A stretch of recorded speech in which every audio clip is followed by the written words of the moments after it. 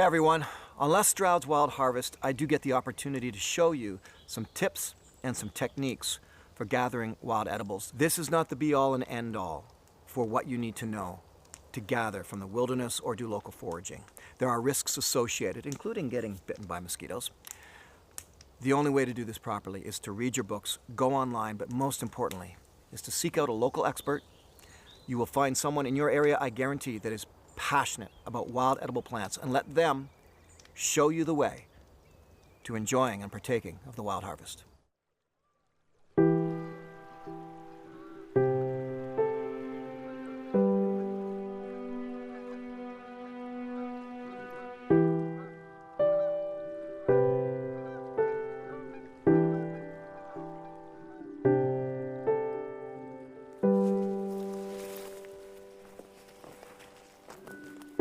I'm on the shores of the beautiful Athabasca River. This is where my wild harvest has brought me today, and it is just a short drive from Edmonton, Alberta, Canada. I did not have to come far to be somewhere beautiful. Now, this time of year, most people figure all of the gathering is done, but it's not true. I know the farmers markets have closed up, but out here, nice jacket, sweater, gray day, little misty. It is a great time to be out in the forest gathering wild edibles. I think I'll partake by starting with these willows and take them back to Paul. He's setting up camp. This is going to be a good harvest.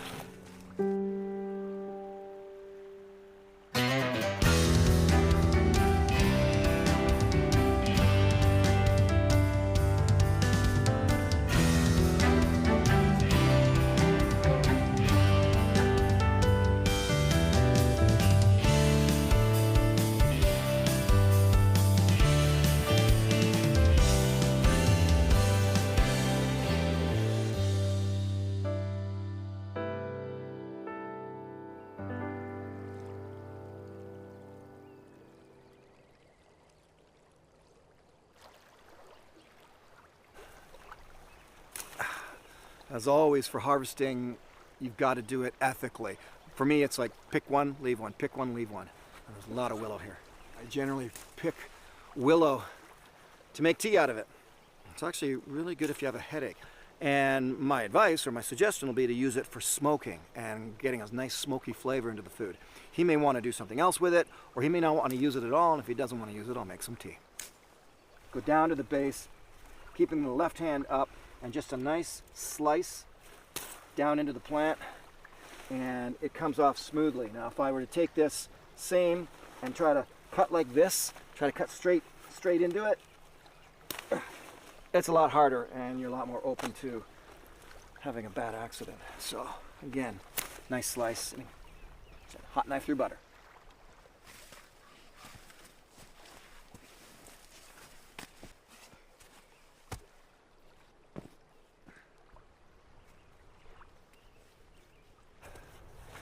Well, one way or the other, Paul has to set up camp, and you would think that a lot of these river rocks would be perfect for that. Not so. In fact, it's very dangerous to use river rocks as liners for your fire pit. River rocks, you see, are washed over by water all the time, and the water actually penetrates the rock, leaving microscopic amounts of water in the rock.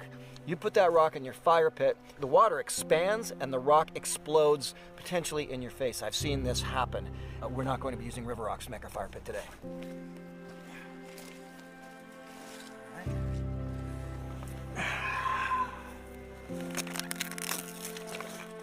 All right, a little bit of campcraft. Most people who camp anyway are familiar with the fact that this birch bark from the white birch tree is fantastic for starting a fire. It's just filled with oils, lights up right away. My pet peeve in this situation is showing up at a beautiful campground and seeing gorgeous live white birch trees standing tall, looking great, with a strip ripped off right around the entire tree. This is the birch tree you want to gather from, the one that is dead and laying on the ground.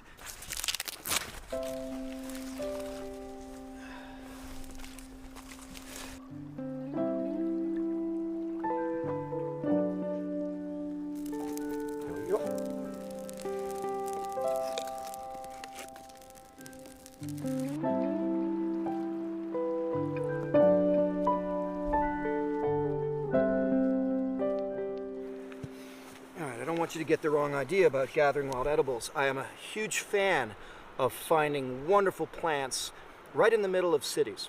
They can be safe to eat, not sprayed by pesticides, they can be delicious, and it could be a great place to gather. However, you do have to think it through. I'm actually at a boat ramp right now, and there's some late season clover here. I would love to pick this and bring it back to Paul. I'm not going to gather from here because you have to think it through here now. People come here to launch their boats. What do you do just before you get in a boat? That's right. You go to the woods and you relieve yourself, you hop in a boat and you go. Well, it's very possible that any number of people could have relieved themselves right here before getting in their boats, and that's why I'm not going to gather my wild edibles in a spot like this. I think I can find some better clover elsewhere.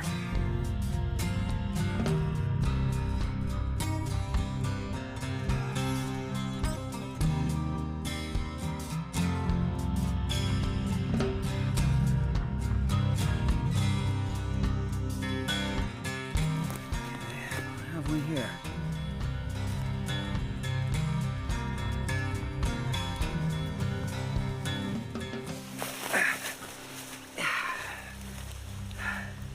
Perfect. See, the weather breaks and the wildlife comes out. Paul is going to love this. Ah, it's a beauty. In the words of a very good friend of mine, we got dinner.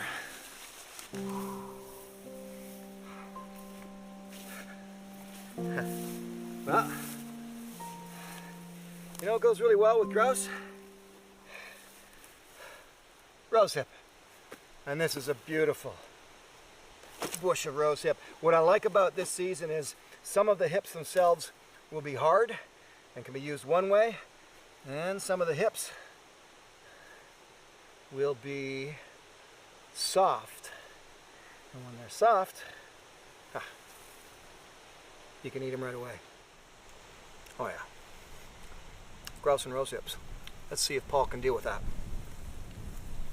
Fruits like this, berries that this time of year, right after an overnight frost, they sweeten right up. They soften in the case of rosehips. And in other berry situations, like say like a high bush cranberry or mountain ash, they sweeten after the evening frost. So you really want to have some patience and wait for that frost to hit. Now I know it seems like I am able to get out to a lot of great remote locations to find these wild edibles. There's just tons of rose hips here. But in fact, I'm a short drive down a dirt road and I'm right at the edge of the road. Kevin, show them the road. I easily could have canceled my wild harvesting today because this morning it was raining, everything was gray.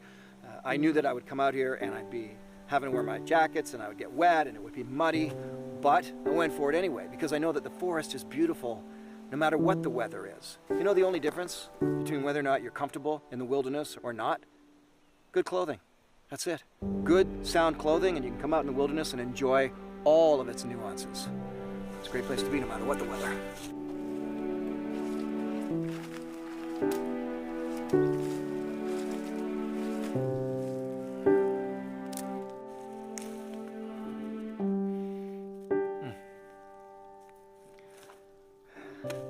Labrador tea.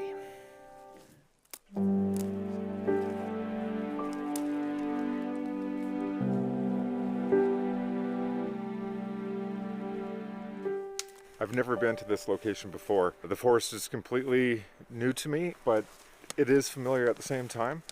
One of the things that I love seeing is lichen, and in this case, I'm picking it because I think it could really come in handy for plating some of my dishes. And that's a great one.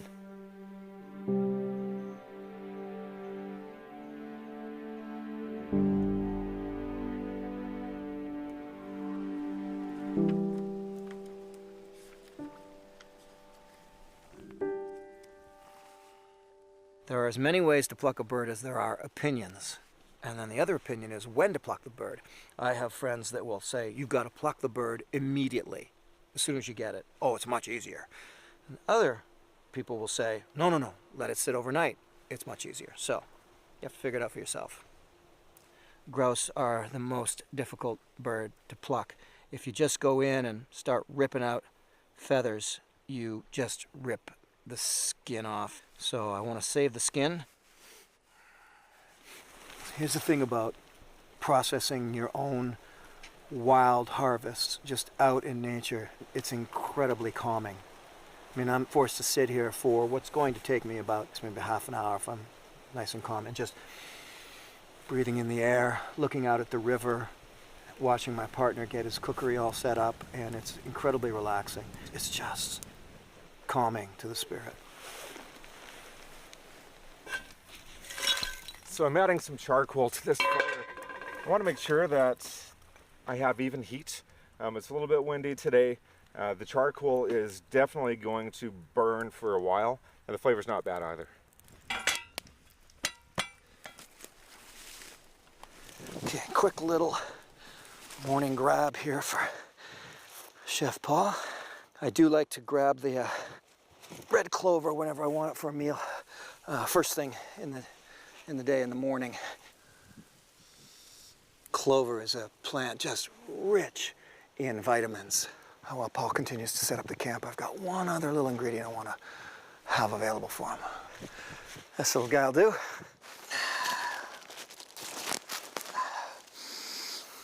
Oh man, there's nothing that invokes the feeling of the Canadian North like the smell of spruce.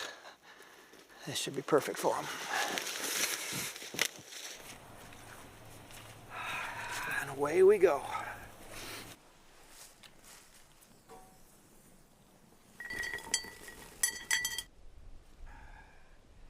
Here we go, bud. Wow. And obviously just some spruce sprigs. Okay, you'll know how to use them. Fun. Rose hips. So I love rose hips. These things are packed with vitamin C. Next up, Labrador tea. I've given you leaves, just plucked, but I've also put in ones with the stem still. And what I'm thinking is, I'd like to put them over the coals and see if I can get these dried out in time for you, because this works also as a meat seasoning. And you can see it. Beautiful ruffed grouse. I know you will have some ideas for that, and I'm just anxious to see what you do. Hiding behind him is red clover. Red sweet clover is incredibly rich in vitamins, all kinds of helpful vitamins, packed with vitamin C, like the rose hips, packed with vitamin C, also like the Labrador tea. Think of it like spinach. So you can use it fresh, green, dried, salad, whatever you like. These are obviously willow twigs, so what I was thinking was simply smoking. All right, so willow smoke is a not very often used smoke for meats and fishes and things like that for various dishes, but it's beautiful. I hope you're hungry. I am. So, you know, get cooking, Paul. There's color, and I love working with color. I've got red, I've got purple with the clover. To have fresh grouse to cook, such a delicious bird.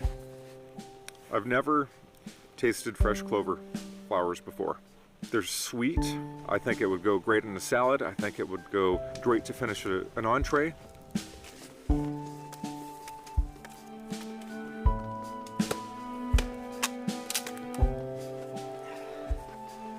Just when we bring it up, that rope gets nice and tense.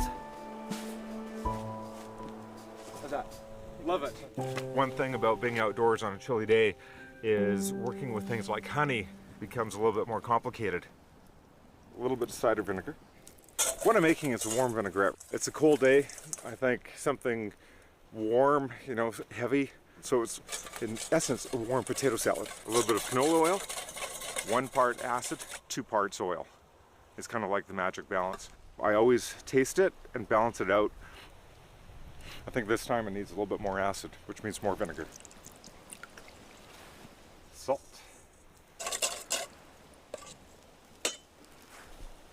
Perfect.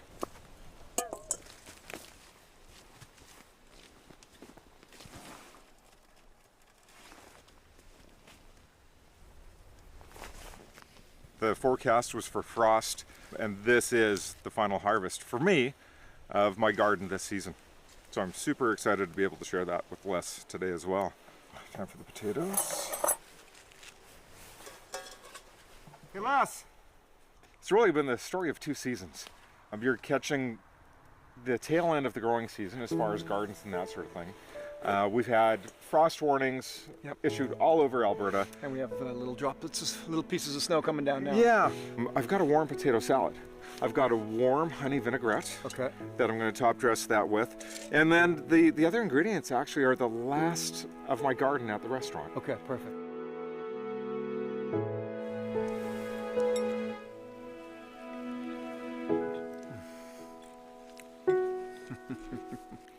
Perfect. And you know what? The Labrador tea flavoring, I'm just going to try this once more for you.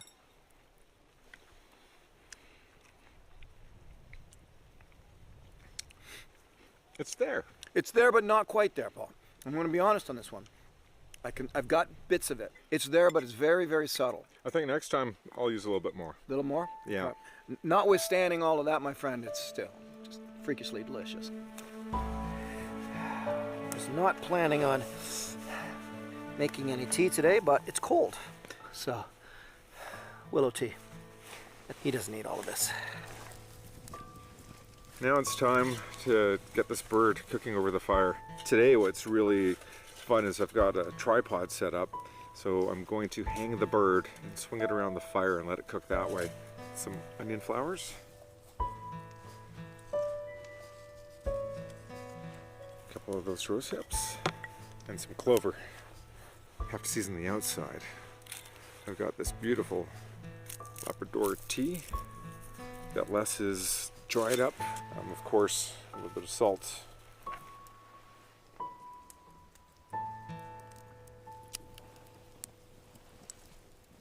So now it's time to clean the rose hips. My plan is to make a gastrique out of these. What a gastrique is acid and sugar reduced down to a syrup. And the same amount of vinegar. And this is all for dessert. My end goal with this gastrique is to use some of the flesh of the rose hips to help thicken it, like when you're making apple butter.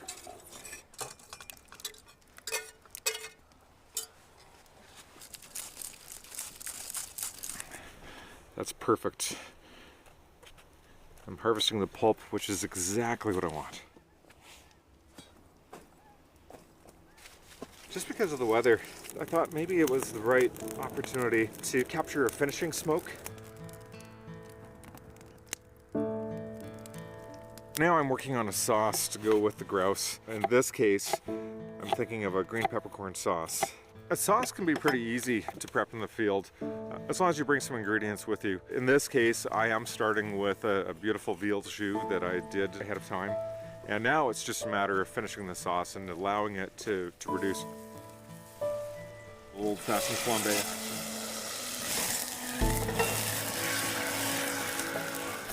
Some port wine, red wine,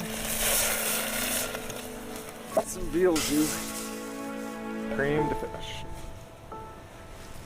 All I have to do now is let that reduce.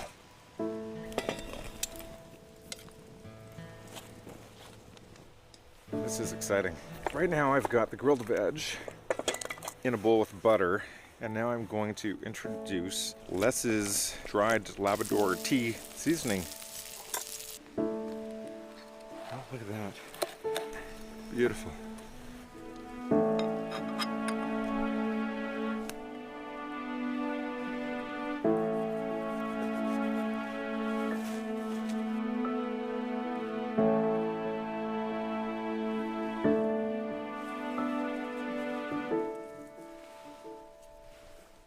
Well, I had quite an adventure this time. Talk to me. I smoked the grouse. There's a green peppercorn sauce. In the green peppercorn sauce, there is an infusion of good old spruce. Okay. Yeah, I think there's only one thing to do is to eat it and enjoy it. The challenge of, never mind keeping food warm, but even staying warm in an outdoor setting will always be there. It's not a problem that things cool down a little bit, and it's also a lesson learned for the both of us. You know, whether or not we knew this weather was coming, maybe we should have put up a wind block, set up a tarp, a tent, anything like that, just to bring comfort to this whole situation. Definitely learning.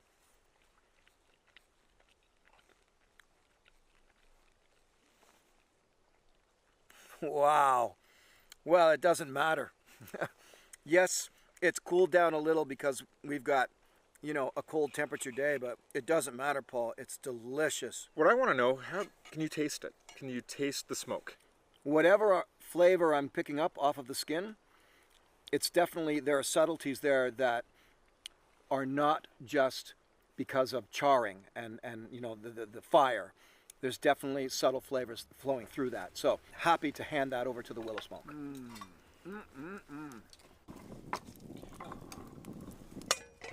So next up is a fun dessert.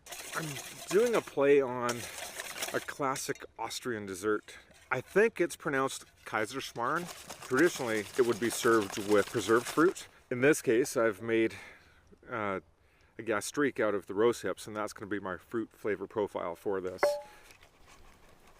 I'm just going to tighten this batter up a little bit more, and then I'm going to add some cream.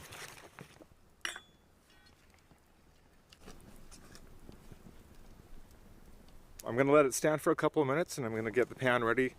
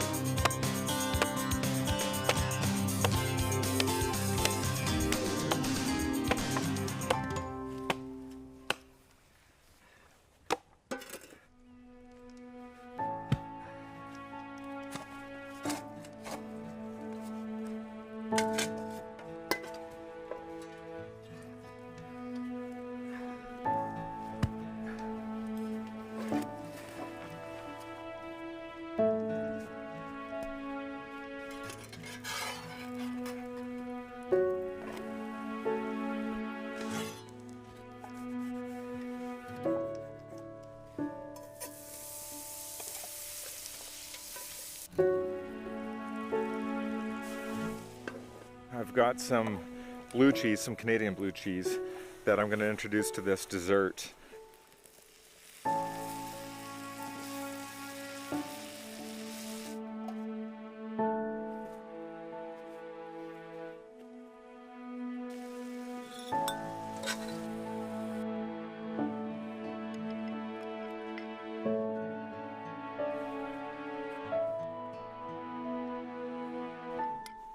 And away we go.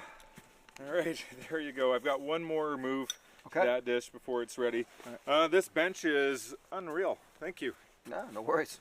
Just a little pepper, not too much.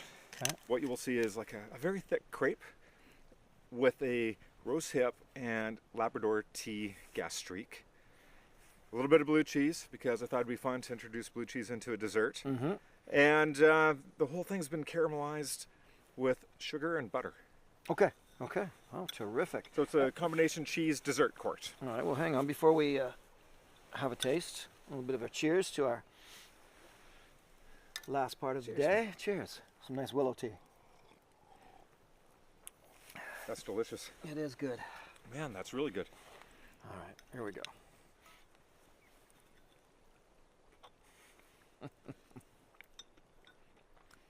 Whoa. Shazam. I was just like, bam. My cheeks are going.